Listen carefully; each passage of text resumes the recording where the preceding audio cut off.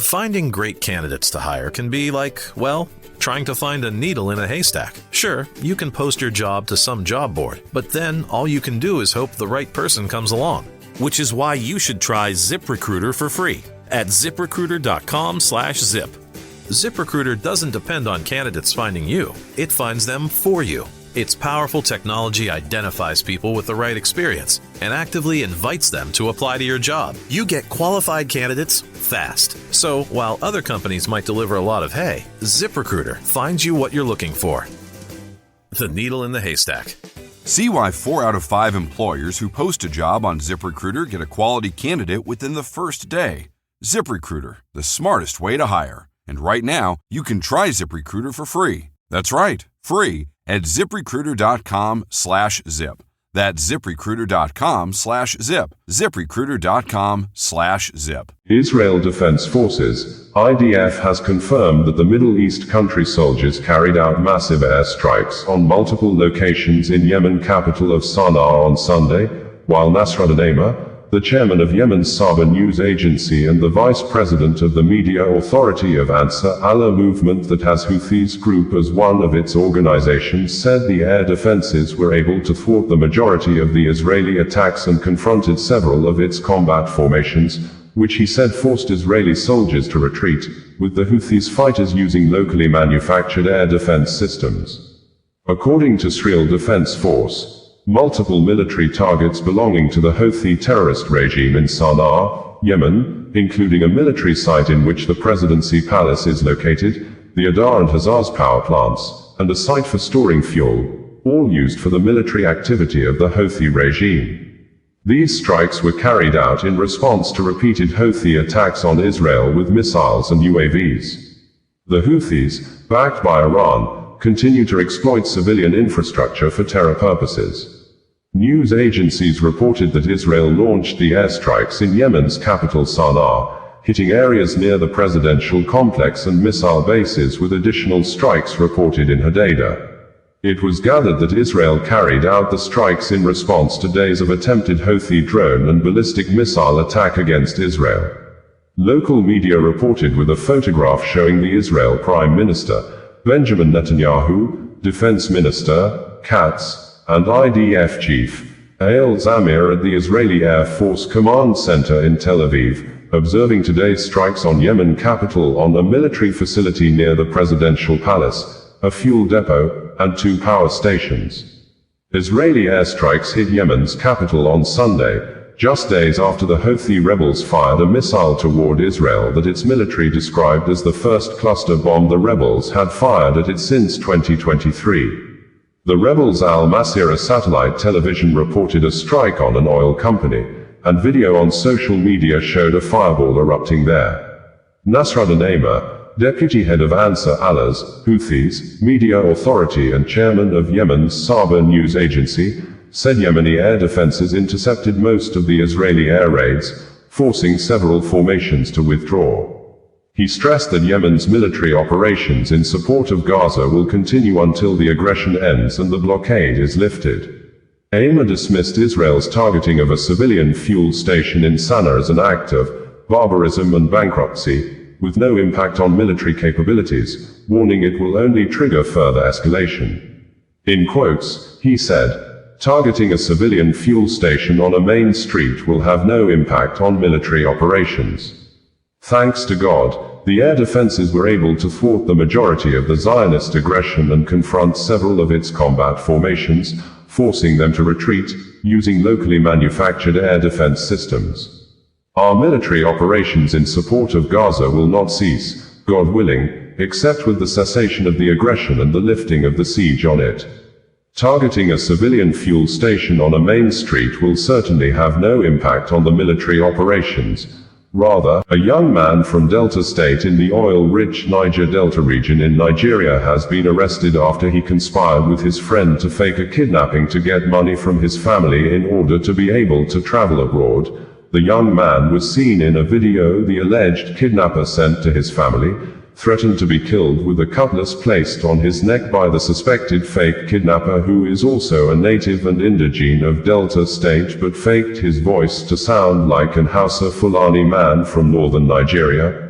According to one of the popular human rights activists against insecurity in the West Africa country, Harrison Gwamnishu, the two suspects were arrested inside the bush after intelligence gathering indicated that the kidnapping was not genuine, adding that they were not mobilized by Senator Ned Munir Nwoko, the senator representing Delta North Senatorial Zone, who had said in a press statement that the father of the supposed victim, together with two members of the Idemuje Ugboko community, reached out to me. I also spoke with the victim's brothers, as well as the police in Isale, Uku and Saba. In addition, I contacted and mobilized the Idemuje Ugboko vigilante group and held discussions with my police contacts in Saba, giving clear instructions to track the kidnappers and ensure the safe rescue of the victim. Throughout the operation, I received tracking updates and was kept informed of the rescue movements from Saba to Isale, Uku until the eventual arrests were made. In an earlier post, Harrison Gwamnishu had said that, for clarity, I do not know who he claims he mobilized for a rescue mission. I also do not know what he meant by saying he mobilized the police and local vigilantes. I personally fueled 3 vehicles, paid other logistics for the operation he's claiming he mobilized. According to the popular human rights and life defender, Harrison Gwamnishu, on Sunday the 16th of August 2025, an alarm was raised that a man had been kidnapped at Onitsha Ugbo, Aniocha North local government area, Delta State. Immediately, the police special anti-kidnapping and cyber crime unit Saba, led by the OC, swung into action, working tirelessly with a team of military officers from 63 Brigade Saba, the Nigeria Forest Security Service, NFSS, and Delta State Government House Trackers, advanced to Isale Uku to rescue the alleged victim. After hours of coordinated intelligence gathering, it was discovered that the incident was not a genuine abduction but a case of self-kidnapping. The location was secured, and the 2 suspects behind the act were arrested and are now in custody. We sincerely thank the officers and men of the 63 Brigade Saba, the OC and officers of the Special Anti-Kidnapping and Cyber Crime Unit and the NFSS for their resilience, sacrifice, and dedication to keeping our communities safe. Special appreciation also goes to His Excellency Right Honorable Sheriff Obarevwori, Executive Governor of Delta State, for standing firmly behind security operations. As we commend these gallant men and women, we must also stress the need for greater support. The security teams involved in this operation need stronger logistics, equipment, and resources to sustain their work and extend their coverage across. Anambra State Governor, Professor Charles Chukwuma Soludo, has dismissed 8 members of the state special vigilante group known as Aganekemba after the sacked security operatives were seen in a now viral video allegedly assaulting a female National Youth Service Corps, NYSC member, Jennifer Elabor, to the level of complete nakedness after they torn her clothes and continued assaulting her even when they observed during the process nothing more was covering any part of her body. This, the dismissed vigilantes did after they allegedly chased some young men on motorcycles they claimed were members of a secret cult to the victim's compound at Oba community in Idemili South local government area of Anambra State on July 23, 2025. According to the state television station, Anambra Broadcasting Service, ABS, the Anambra State Government, through the Aganekemba Security Command, has dismissed 8 of her operatives for their involvement in the brutal assault and public stripping of a corps member, Miss Jennifer Elabor. The dismissed operatives will be handed over to the police for immediate prosecution. Speaking at the agency headquarters in Awka, the Special Advisor to Governor Chukwuma Soludo on Community Security, Mr. Kenemikai, said the state government acted swiftly after receiving reports that the operatives, while in pursuit of suspected cultists on July 23, 2025 assaulted corps members, an action which he described as totally outside the mandate of the agency and utterly condemnable. Mr. Amikai stressed that the Soludo administration will not tolerate any form of unprofessionalism, brutality, or abuse of office by security operatives, assuring that any officer found guilty of misconduct will face immediate dismissal and prosecution. He disclosed that despite pleas from the victim's family and NYSC officials not to prolong prosecution for damaging the identity of the people involved, the Anambra state government insisted on full investigation and accountability to serve as deterrence. The special advisor further revealed that the agency has already settled all medical bills of the corps member, replaced damaged valuables such as laptops and phones, and tendered a public apology to the victim, her family, NYSC, and the general public. Mr. Amikai reiterated the government's resolve to reform community security operations in the state, emphasizing that Governor Soludo's administration is committed to upholding professionalism, accountability, and respect for human rights in all security engagements. He assured that the incident will be used as a turning point to strengthen discipline and restore public trust in the Aganekemba outfit. Meanwhile, the Anambra State Police Command has condemned in strong terms the alleged assault on a female member of the National Youth Service Corps, NYSC, in Oba, Idemili South local government area of the state. The assault was reportedly carried out by vigilante operatives. Following the incident, the suspects involved have been identified. The command, however, notes that the alleged victim's unavailability has temporarily stalled the ongoing investigative process. Meanwhile, the command has reiterated that assault in any form remains a criminal offense under the Nigerian law and reserves the right to take necessary legal action to comfort Emanson Bob, the 26-year-old female passenger that was recently seen on viral video allegedly attacked and provoked to action, has said that she sustained injuries in her private part when a yet-to-be-identified IBOM Air staff pulled off her shirt and exposed her nakedness at Lagos Airport. This, according to Comfort, the shirt torn while she was being carried out from the aircraft was her innerwear that was pinned together below her private part, saying, the IBOM Air hostess had allegedly broke her phone, necklace and forcefully removed her wig hair from her head, which caused her a severe sharp pain, and as a result of the pain, she hit the air hostess on the cheek, adding, she became more aggressive when she saw the airport staff video recording her nakedness while she was battling to cover her body as a result of her shirt that was torn with her chest sexual organs completely exposed. Comfort Emanson gave her own side of the story in an 11-minute video she posted on her Instagram profile on Sunday, August 17, 2025, which was exactly after 1 week the incident occurred.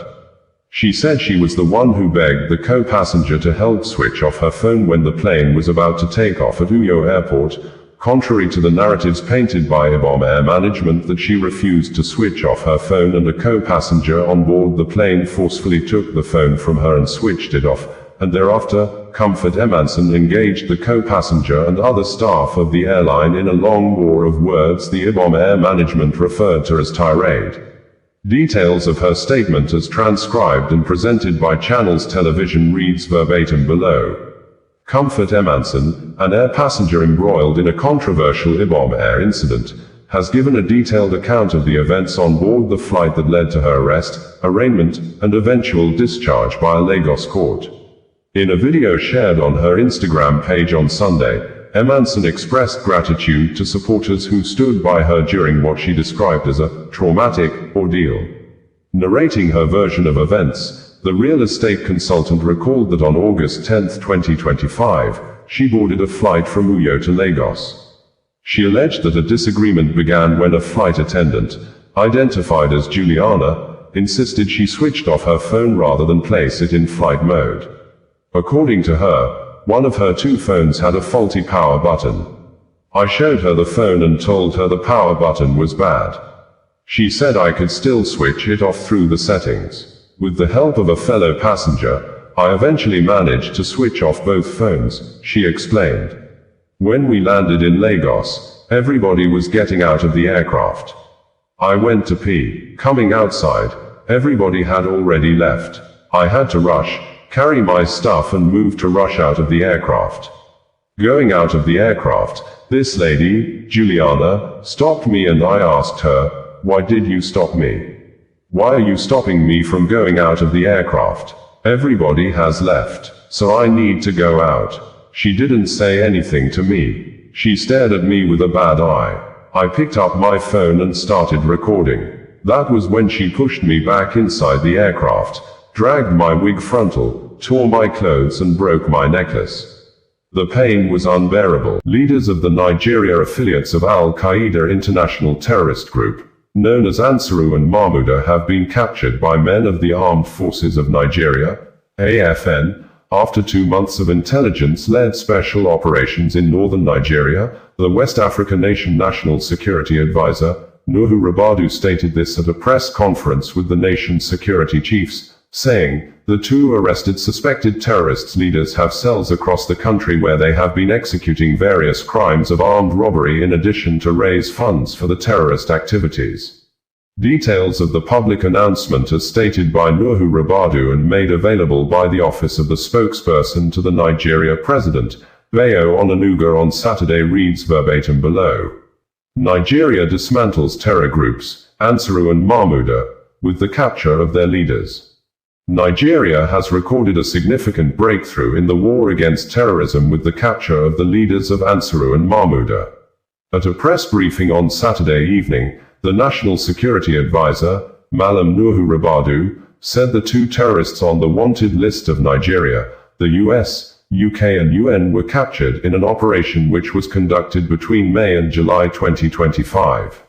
He said the men were captured in a high-risk, intelligence-led, counter-terrorism operation which led to their capture. They are leaders of Jama'atu Ansar al-Muslimina fi Biladis Sudan, commonly known as Ansaru, Nigeria's Al-Qaeda affiliate. Rabadu said the 2 men have been responsible for masterminding many terrorist attacks against Nigeria over the past years. According to Rabadu, the first is Mahmoud Muhammad Usman, aka Abu Bara, Abbas, Makhtar, the self-styled Emir of Ansaru. He is the coordinator of various terrorist sleeper cells across Nigeria.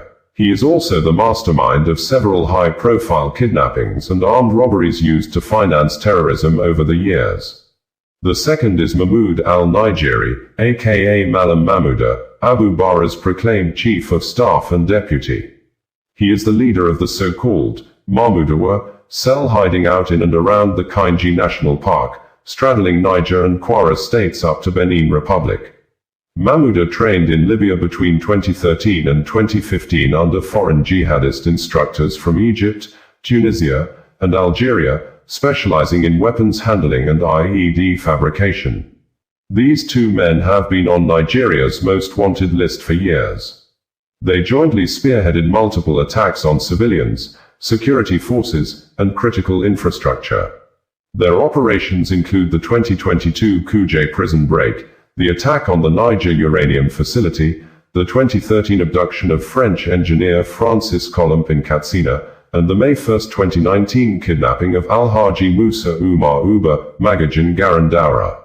They were also behind the abduction of the Emir of Wawa, and they maintained active links with terrorist groups across the Maghreb, particularly in Mali, Niger and Burkina Faso. The 2 men, who are wanted internationally, are currently in custody. The capture of Abu Bara and Malam Mahmouda, the group's leader and deputy commander, respectively, marks one of the most following the meeting of President Vladimir Putin of Russia and President Donald Trump of the United States on Friday in Alaska. Ukrainian President Volodymyr Zelensky has said he knows the treachery of President Putin, that, in the coming days, Russia's soldiers may try to increase pressure and strikes against Ukrainian positions in order to create more favorable political circumstances for talks with global actors. Zelensky made this statement some hours ago while stating that Ukrainian soldiers have achieved some successes in Donetsk region, especially in the areas of Dobropilya and Pokrovsk, then ordered the commander-in-chief, Oleksandr Syrsky, to speak with combat commanders that Ukraine needs strong positions and truly tangible resistance to the enemy. In his words, Zelensky said, "I received a report from Commander-in-Chief Oleksandr Syrsky. The front, the defense of positions, and up-to-date information on the intentions and movements of the Russian army. We are defending our positions along the entire front line, and for the second day in a row, we have achieved successes in some extremely difficult areas in the Donetsk region, in the direction of Dobropilya and Pokrovsk.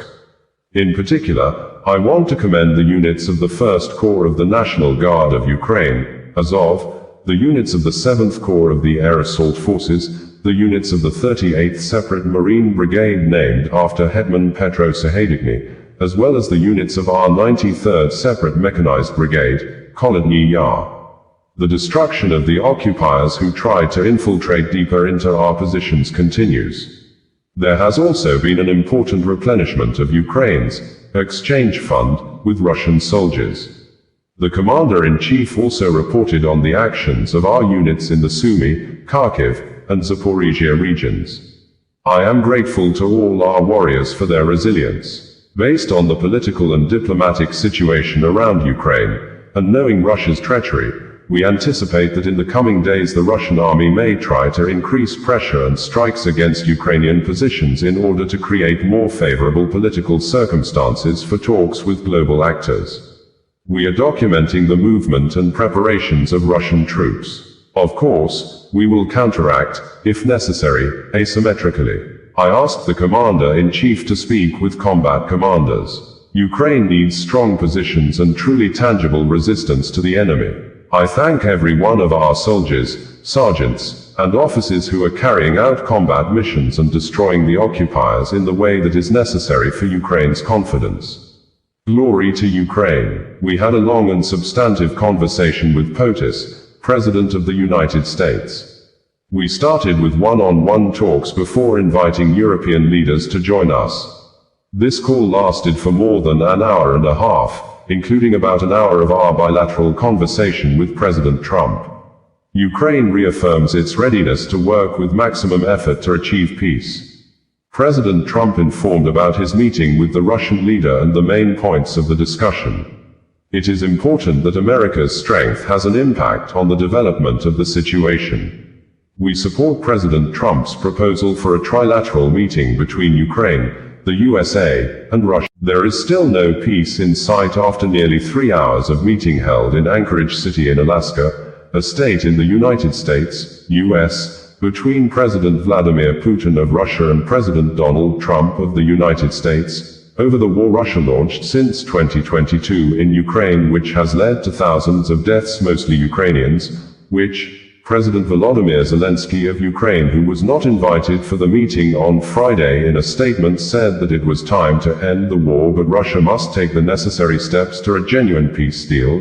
And while commenting on the statement made by the President of Poland, Karol Nawrocki, on Friday via X social media platform to mark Poland Armed Forces Day, which coincided with the day Putin and Trump met in Alaska, President Zelensky said that Ukraine's independence strengthens Poland's independence, and we must always remember that the miracle on the Vistula was made possible through joint efforts, and it saved Europe. And the Polish President, Karol Nawrocki, had said that today we celebrate the 105th anniversary of the great Polish victory at the Battle of Warsaw in 1920. The Polish army, together with Ukrainian forces, successfully repelled the Red Army's westward march, safeguarding Europe from a communist revolution. For centuries, Russian imperialism has been a mortal threat to our freedom. Poland's political tradition teaches that Russian expansionism rests on a legacy of domestic despotism, in which the only free man is the ruler himself. But precisely because Russian despotism is the enemy of freedom, Russian imperialism can only be defeated through an alliance of free peoples. My nation halted Russian imperialism at Orsha, 1514, Klushino, 1610, and Warsaw, 1920. It was probably a cynosure of world attention when Air Force One and Russia presidential aircraft officially wheeled down at Joint Base Elmendorf as President Donald Trump and President Vladimir Putin met face to face for the first time since the war in Ukraine started on February 24, 2022. And the Friday meeting marked the first time President Vladimir Putin of Russia was stepping on Western country soil since he launched the war against Ukraine. He was able to meet Trump in Alaska because the US is not a member country of the International Criminal Court, ICC, that issued a warrant of arrest against the Kremlin leader since 2023 over alleged war crime in Ukraine. It would be recalled that the Russian President, Vladimir Putin, did not attend the 2025 annual Brazil, Russia, India, China, and South Africa summit known as BRICS Summit in Brazil due to concerns over an international criminal court warrant for his arrest in connection with alleged war crimes committed in Ukraine. According to the Kremlin aide, Yuri Ushakov, President Vladimir Putin did not attend the summit, due to certain difficulties in the context of the ICC requirement. Adding, in that context, the Brazilian government could not take a clear position that would allow our president to participate in this meeting. Instead, the Russian leader joined his BRICS colleagues via video link. Putin was declared a war crimes suspect since the ICC named him in a March 2023 arrest warrant over the mass deportation of Ukrainian children.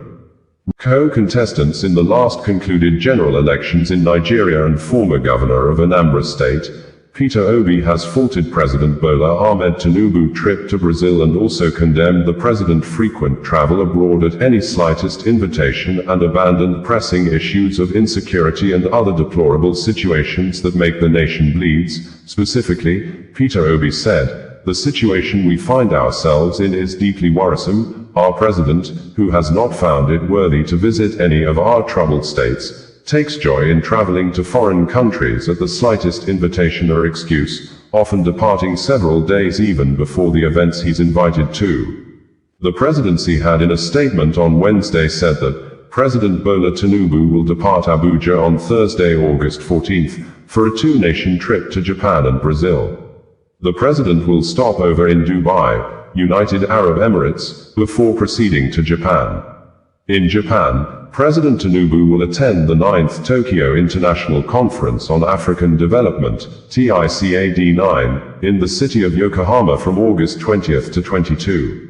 With the theme, Co-Create Innovative Solutions with Africa, TICAD9 will focus on Africa's economic transformation and improvements in the business environment and institutions through private investment and innovation. It will also promote a resilient and sustainable African society for human security, peace, and stability. In addition to attending plenary sessions on themes linked to the conference, the Nigerian president will hold bilateral meetings and meet the chief executive officers of some Japanese companies with investments in Nigeria. Initiated in 1993 by the Japanese government and co-hosted by the United Nations, UNDP, the African Union Commission, and the World Bank, TICAD is a triennial conference held alternately in Japan and Africa. The last one took place in August 2022 in Tunisia. The forum fosters high-level policy dialogue between African leaders and development partners. At the end of the TICAD9, President Tinubu will leave for Brasilia, the capital of the Federative Republic of Brazil, on a two-day state visit from Sunday, August 24th, to Monday, August 25th. This follows an invitation by the Brazilian president, Luiz Inácio Lula da Silva. While in Brazil, President Tinubu will hold a bilateral meeting with his host and attend a business forum with Brazilian investors.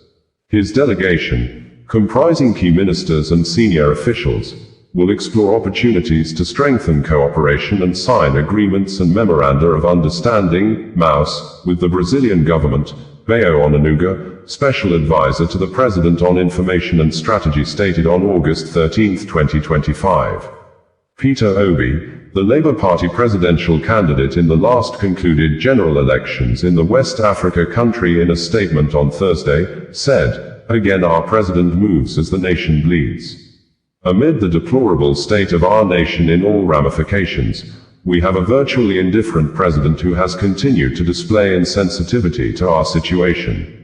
How can anyone explain that a president who came from Brazil recently and met the federal government of Nigeria under the leadership of President Bola Ahmed Tinubu has ordered the Commissioner of Police in charge of Lagos Airport to withdraw the one-sided and obviously biased court case the Nigeria police force may have wrongly instituted against an Ibom Air passenger, Comfort Emanson, who was seen in viral videos retaliating and defending herself physically after a group of Ibom Air personnel and Lagos Airport team had attacked her and provoked her to action. The FG position on the issue was made known by the Nigeria Minister of Aviation, Festus Keyamo, in a press release the minister signed and made available few minutes ago. although Festus Kayamo reversed himself and acknowledged that the issue was a case of confrontation between the 26-year-old passenger and the staff of IBOM Airlines, who in the new press release admitted that the staff of IBOM Air and the Lagos Airport Authority team acted wrongly,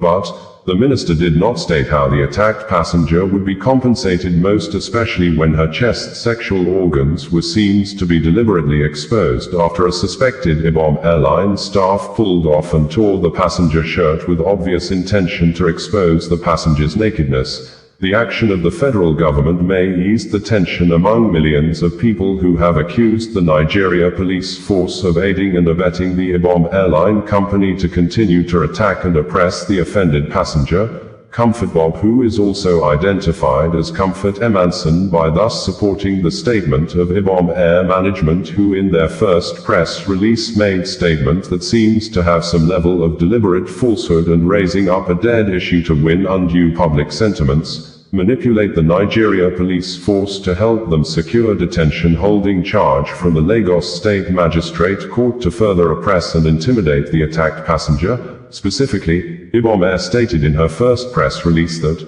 shortly after the plane landed at Lagos Airport, the passenger waited for every other passenger on board the plane to disembark, and thereafter, without provocation, went to one of the plane hostesses, Juliana Edward. The IBOM Air Management described as purser, stepped on her, forcibly tore off her wig, removed her glasses and threw it to the floor, and used her footwear to assault her. She slapped her several times, and when the other cabin crew member tried to intervene, she slapped her too. She then attempted to forcibly remove a fire extinguisher to use as a weapon, an act that could have damaged and grounded the aircraft. Soon after the IBOM Air Management released the statement on Monday, a video surfaced on the internet that probably invalidated the statement of the IBOM Air Management and stood out as an acceptable evidence that the management of IBOM Air are people who may be rightly described as pathological liars who probably believed in telling lies as a way of managing crisis and handling difficult customers' relations, as seen in the viral video that surfaced the internet after the apparent falsehood of IBOM Air Management.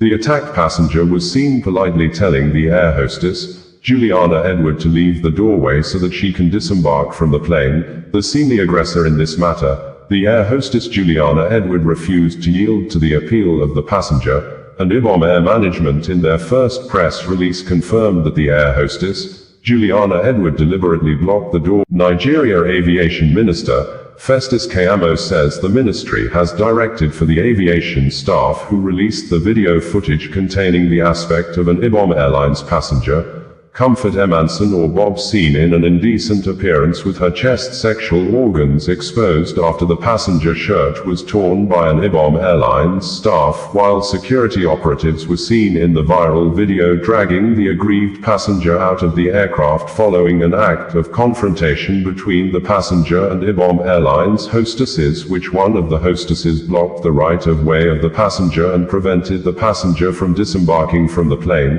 And after countless warning to the airline passenger to leave the road, the passenger went physical with the hostess by allegedly slapping her on the face, which the confrontation with the hostess apparently led to the alleged destruction of the plane divider cotton, which IBOM Airlines valued at $2,500, as stated in count 5 of the 5-count charges the police filed against the passenger at Ikeja Magistrate Court in Lagos State. The aviation minister, Festus Kayamo, who described the behavior of the passenger as unruly, said, although the airline staff is right to video record the event of the passenger's behavior for the purpose of legal action, but it is totally unacceptable for the staff to release part of the video that exposed the passenger's nakedness, especially her breasts. Details of the minister's statement reads verbatim below. Enough is enough. Reading the Riot Act on Aviation Safety and Security in reference to the case of unruly Comfort Bob on IBOM Airline and related incidents. Earlier today, we again woke up to viral videos of a female passenger on IBOM Airline, now identified as Comfort Emanson or Comfort Bob, who went berserk and physically assaulted both the flight crew and the ground staff. The incident took place yesterday, August 10, 2025, on IBOM Airline flight number Q153 from Uyo to Lagos at about 14:54 hours.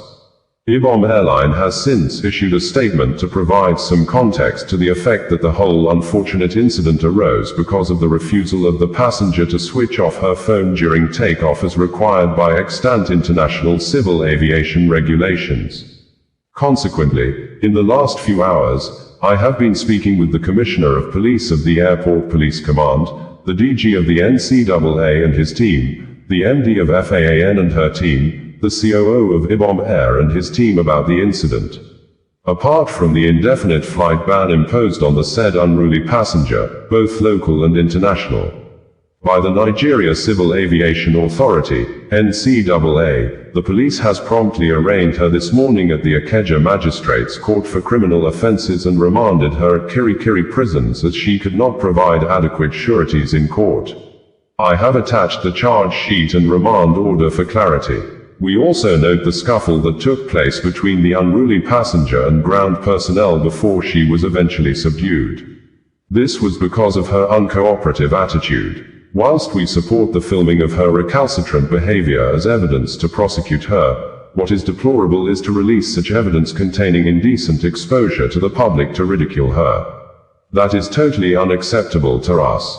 A careful study of the viral video involving the IBOM airline personnel, Lagos Airport security operatives and an aggrieved passenger, Comfort Emanson on board the airline plane on Sunday indicated that while the enraged passenger was being dragged off the plane by three men, who held her two hands and legs, suspending her a little bit on the air, a lady putting on IBOM Air corporate clothes who was behind the camera lens could be seen in the video to have approached the passenger at the door point of the plane while the passenger was about to be taken out, apparently dipped her hand towards the waist part of the passenger, untucked the passenger shirt from the trousers, grabbed and pulled the passenger's shirt towards her head, and in the process, the passenger shirt got tore and the passenger's chest, sexual organs or private parts were completely exposed. The action of the IBOM airline staff appeared to be deliberate, as the airline female staff was not part of those dragging the passenger off the aircraft, and after the female passenger's body was exposed,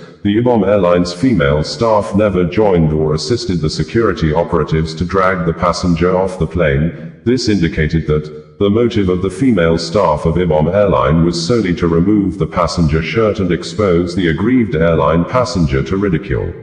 The video of the passenger's partial nakedness, especially her two breasts completely exposed due to the apparent action of a yet-to-be arrested and prosecuted female staff of IBOM Airlines, has since gone viral, with some pornographic channels already updating their channels with the partial nakedness of the IBOM Airlines passenger. According to Punch newspaper, Comfort Emanson, the passenger accused of assaulting airline officials aboard an IBOM Air flight from Uyo to Lagos, has been charged in court and remanded in Kirikiri Correctional Center in Lagos. Tunde Mashood, Special Advisor on Media and Communications to the Minister of Aviation and Aerospace Development, Festus Kayamo, San, confirmed the development in a post on his official X handle on Monday. The more reason the flying public should be more careful. The unruly passenger on the Uyo Lagos bound IBOM Air, Miss Comfort Emanson, has been charged to court and she's now cooling off in Kirikiri, Mashood wrote. IBOM Air, in a press statement on Monday, said that IBOM Air confirms that on Sunday, August 10, 2025, an incident occurred on board our Uyo Lagos flight involving a passenger, Comfort Emanson, whose conduct posed a serious threat to the safety of our crew, passengers, and aircraft. Shortly before takeoff from Uyo, Emanson was instructed in line with standard aviation safety procedures to switch off her mobile phone. She bluntly refused to comply until the pilot in command made an announcement, after which a fellow passenger seated beside her took the phone and switched it off. This action prompted a verbal tirade from Emanson. The situation was eventually calmed, and the flight departed as scheduled. Upon arrival in Lagos, Emanson waited for all other passengers to disembark and then proceeded to confront the purser who had earlier instructed her. She walked up to the unsuspecting purser, stepped on her, forcibly tore off her wig, removed her glasses and threw it to the floor, and used her footwear to assault her. Management of National Youth Service Corps under the leadership of Brigadier General Olukunle Nafiu has given reasons why a serving Nigeria Youth Corps member, Ashie Rita Agwamaye, was denied NYSC discharge certificate that could have enabled her exit the one-year mandatory program after she completed the one-year paramilitary service to her nation as a new graduate, and, according to a statement posted and made available by NYSC on Sunday, with no name of the authority responsible for the press statement written or mentioned in the statement, the NYSC said Corps member Rita Agwamaye's discharge certificate was withheld and her service year extended by 2 months following her alleged absence or failure to attend the April 2025 NYSC biometrics clearance at Etiosa Local Government Area Secretariat, and the month stated by NYSC was barely few days after the Corps member had cried out loud in the month of March 2025 over the apparent increasing high rates of hunger as a result of rising costs of living in Nigeria, and as such, she described the president, Bola Ahmed Tinubu, as a terrible president. In a swift reaction to the reason given by NYSC, Rita Agwamaye's lawyer, Barrister Anibahe Efyang, while answering questions from Channel's television program presenters on Monday morning, said, the statement issued by the management of the National Youth Service Corps, NYSC, on its decision to extend the service period, and withhold the certificate of national service of Corps member Ashie Rita Agwamaye alias Raye does not represent the truth of the matter, saying, on April 7, 2025, Rita was physically present at the local government secretariat for the head count and clearance, but the NYSC official at the local government level deliberately refused to attend to her, even after 6 hours waiting, during which she was asked to go back and queued up on the line repeatedly. The NYSC official still refused to attend to her, and thereafter, on April 11, 2025, the Corps member went to meet the NYSC official and begged her to allow her perform her April 2025 biometrics clearance. The NYSC female official refused and asked the Corps member to leave. This, Amnesty International said the National Youth Service Corps, NYSC, must rescind its decision. The Amnesty International described as arbitrary and outrageous, saying, NYSC allegedly used bureaucratic tricks to extend the Corps member national service year over the government's unacceptable intolerance of dissenting voices, with former Nigeria Vice President, Atiku Abubakar, describing the NYSC action as impunity, and as such cautioned the government against subjecting everything to politics. And on Monday morning, the former governor of Anambra State, Peter Obi, issued a statement and said, in our country today, hunger and poverty are not just distant statistics, they are the harsh reality that millions of our people face daily. Recently, the United Nations stated that about 34 million Nigerians will face acute food insecurity, and about 63% of our population, which is about 133 million people, now live in multidimensional poverty. Inflation, even with the suppressed statistics. Bringing you the news in a more digital way.